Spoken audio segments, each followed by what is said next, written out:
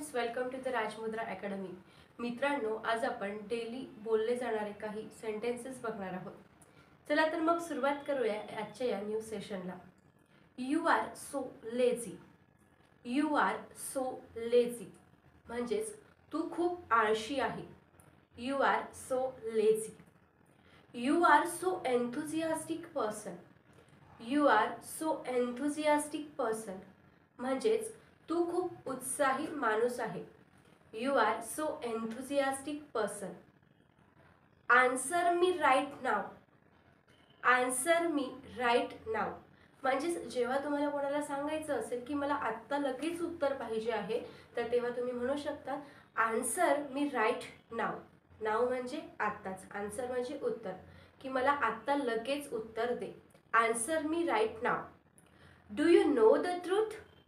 Do you know the truth तुला सत्य माहीत आहे का। Do you like this subject. Do you like this subject तुला हा सब्जेक्ट आवडतो का। Do you like this dish. Do you like this dish तुला ही डिश आवडते का। Do you like that person. Do you like that person तुला तो माणूस आवडतो का। Do you watch movie. Do you watch movie तू पिक्चर बघितलास का। Do you listen the song तू ते गाणे ऐकले का। Do you listen the song तू ते गाणे ऐकले का। Don't forget me. Don't forget me मला विसरू नकोस। डोंट फॉरगेट मी, डोंट म्हणजे नाही, फॉरगेट म्हणजे विसरणे। मला विसरू नकोस असं म्हणायचं असेल तर तुम्ही म्हणू शकता don't forget me. Don't forget him त्याला विसरू नकोस। डोंट फॉरगेट युअर बॅग तुझ्या बॅगला विसरू नकोस।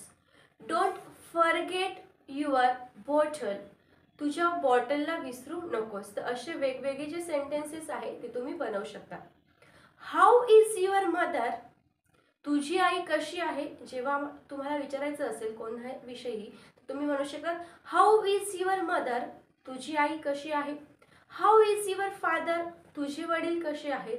हाऊ इज युअर ब्रदर तुझा भाऊ कसा आहे। I am very tired. I am very tired, tired म्हणजे थकलेला, मी खूप थकलेला आहे, तर तुम्ही म्हणू शकता I am very tired. I am very hungry.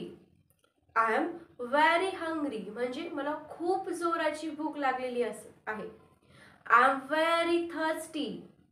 I am very thirsty म्हणजे मला खूप तहान लागलेली आहे। तर लक्षात ठेवा, थकलेला असणे यासाठी आपण टायर्ड हा वर्ड वापरतो। भूक लागलेली असेल तर आपण हंग्री हा वर्ड वापरतो आणि तहान लागलेली असेल तर आपण थर्स्टी हा वर्ड वापरतो।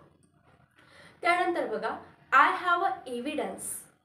आय हॅव अ एव्हिडन्स म्हणजेच माझ्याकडे पुरावा आहे। I have a evidence. Next बघा, सी यू सून लवकरच भेटूया।